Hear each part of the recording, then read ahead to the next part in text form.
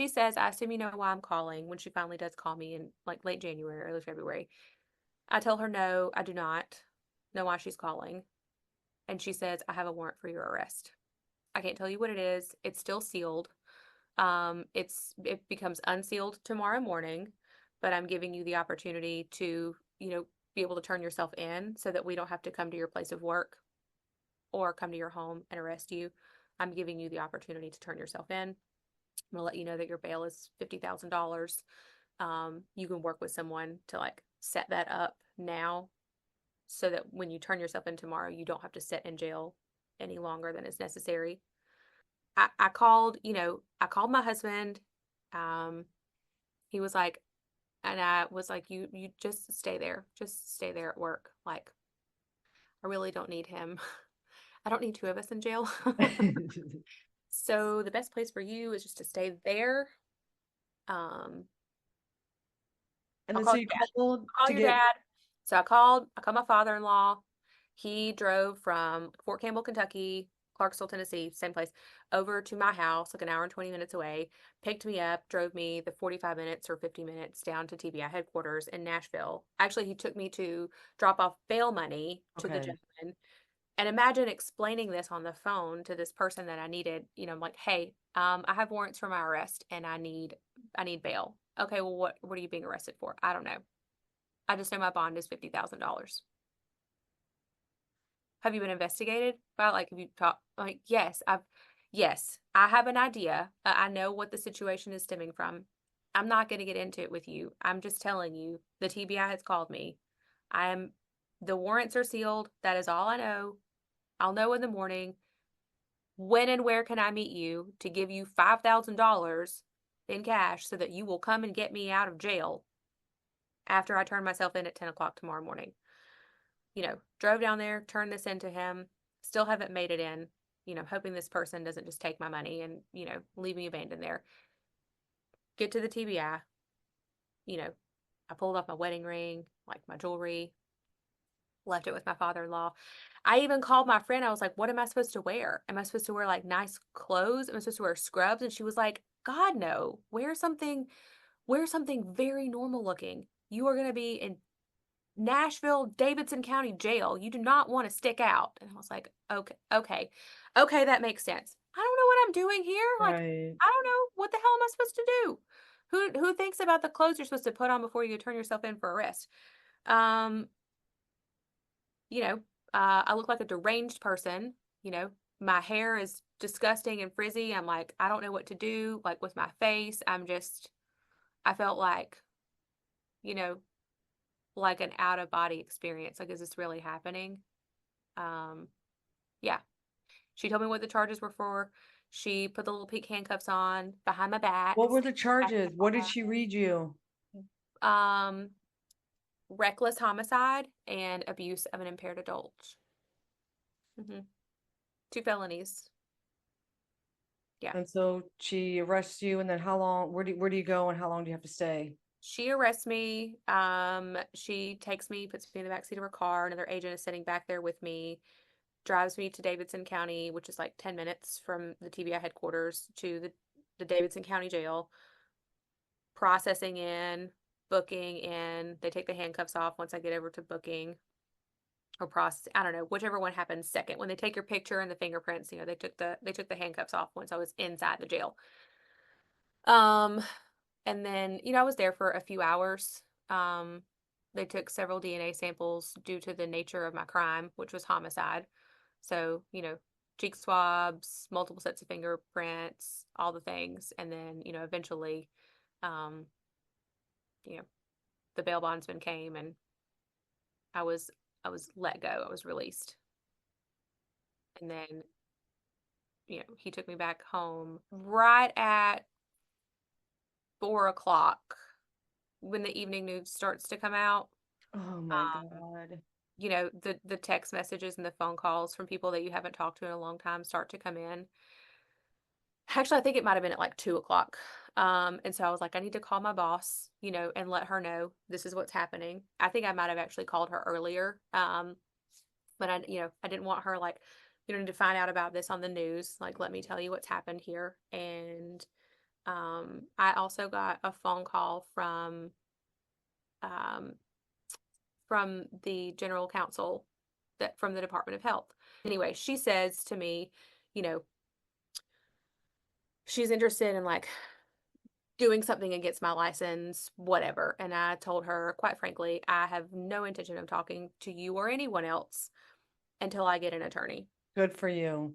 And then over the course of the next couple of days, she called a couple of other times. And at one point, she said to me, I'm getting so multiple phone calls every day from people because they can go check my license status Yes. online.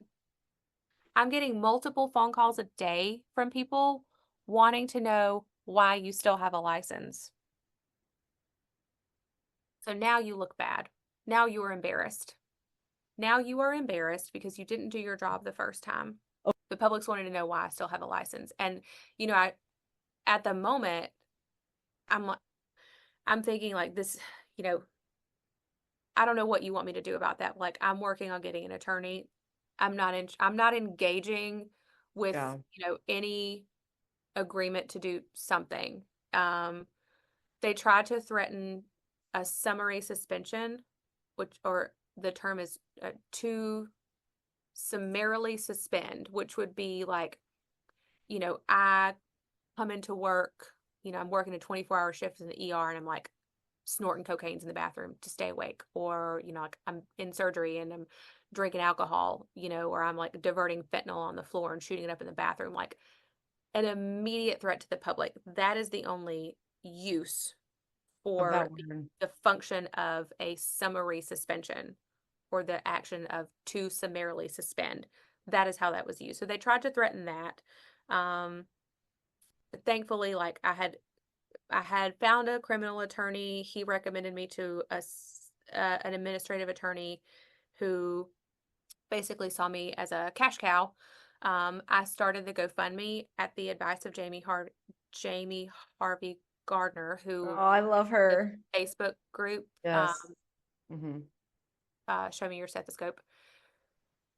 And she was like, people want to help.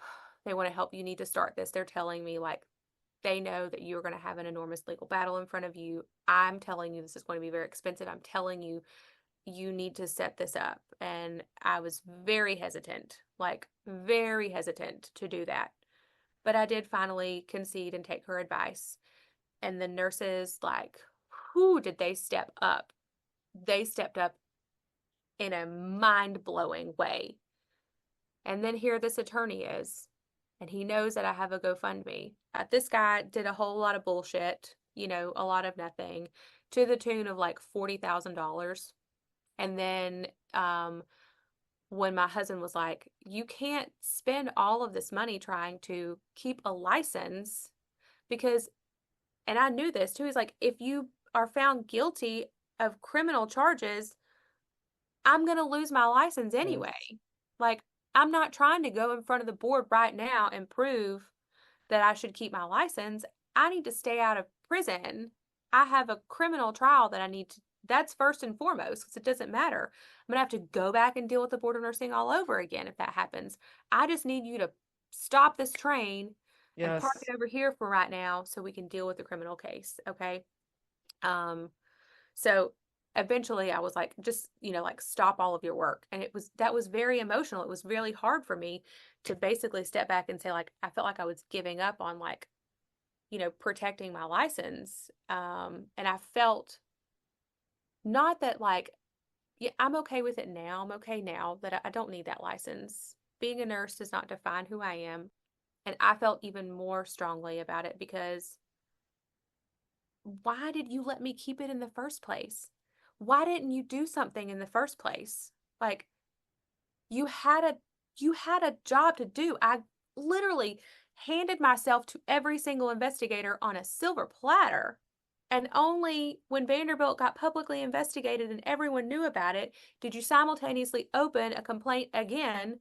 And then when I got arrested and the public knew who I was and was like, oh, why you she still got a license? Excuse me, what? Call up the Tennessee Board of Nursing, you know? And now you guys look embarrassed because you didn't do your job. That's not a me problem. And that is why I decided to fight back against them. That is why I decided to fight against the criminal charges, because once I started seeing all this information and this evidence come through, listen, if this would have been a civil case, I would have handed over whatever they wanted. If you want me to never have a nursing license again, here, have it. If that made the Murphy family happy and felt satisfied and justified, that is fine. And honestly, I'm not a praying type of person, but I did tell the universe throughout this entire process, whatever the Murphy family feels is appropriate, whatever Charlene Murphy feels is appropriate, that is what the outcome needs to be. I will deal with it. I will deal with the consequences. It needs to be fair and appropriate, because we have to remember that someone's lost their life. But this is the reason that I chose to fight back. And it had nothing to do with the fact that I was well aware that I had made this mistake, right? But this wasn't a fight against the family. This wasn't saying I didn't do anything wrong. This was saying everyone has accountability. Yes. And just because I failed, now I'm seeing so many conscious choices. This was a mistake, an honest, genuine mistake. And I discovered all the things along the way that led me up to making that mistake, set me up to fail. I walked right into it, complacent, didn't do the job I should have done, failed, killed a person. After that, everything was conscious. It was conscious to tell me, don't document it. It was conscious Yes. to write a benign letter and wait 2 months to send it to the Board of Nursing to officially report me because you were waiting to settle with the family. It was conscious not to tell the medical examiner that there was ever a medication error involved. It was conscious not to submit a corrective action plan. All these were conscious decisions. It was conscious on the Board of Nursing and their representative from the Office of Investigation to do nothing, and not only to do nothing, but to not put any record of it on my licensure file. These were conscious decisions that were made, not mistakes, conscious decisions, and I am paying the price for it. 80 grand is what it cost me to deal with the Board of Nursing. It was just a nightmare to have to go through all of that stuff and deal with the mental anguish of knowing, do I even deserve to fight this? Because someone is dead. Someone is dead. I probably do deserve to never have a nursing license ever again. I know where my responsibility is, and I have already very clearly admitted it.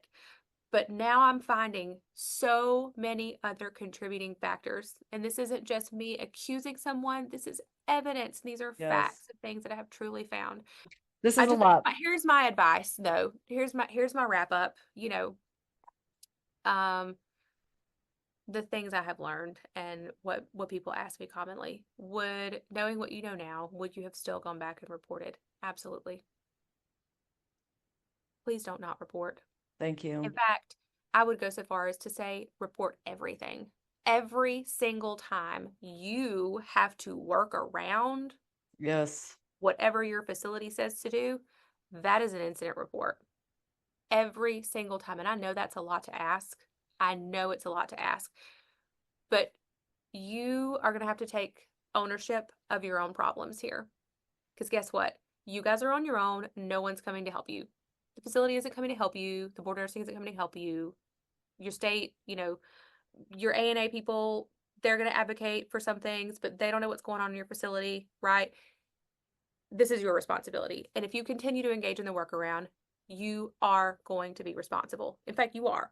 You It's are negligence. responsible when the problem happens, just like Yes. I was responsible. I continue to engage. I was responsible. That's what I would do differently. Report everything, okay? We have an obligation to keep people safe. Report everything. Report every single thing. Eventually, your managers get tired of it. But guess what? If they retaliate and fire you, is that where you want to be anyway? No. Go find another job. Go push Botox into people's face. Yep. Go push carts back into Walmart. All right? Because they're paying just about as much money. It's not worth the things that you are going to go through when you make a mistake and something bad happens. I can tell you that right now. Number one, report everything. Number two, do not talk to anyone without an attorney. If you are reported for any reason, if something happens for any reason, all right, do your research now. Look into your state area, figure out who people are using. And it can't just be, a criminal attorney can't do everything, an administrative attorney can't do everything, a civil attorney can't do everything. Find out someone who specializes in representing nurses in your area so you at least know. and have some kind of insurance, look into the policy, know what it's going to cover, all right, to protect your license, because the facility is not going there. That attorney works for the facility. Their number one goal is always going to be the facility, not you. By proxy, some of them may be good to you, and I've heard ones that are have, but you still need to take care of yourself, okay? Because this is going to get very expensive.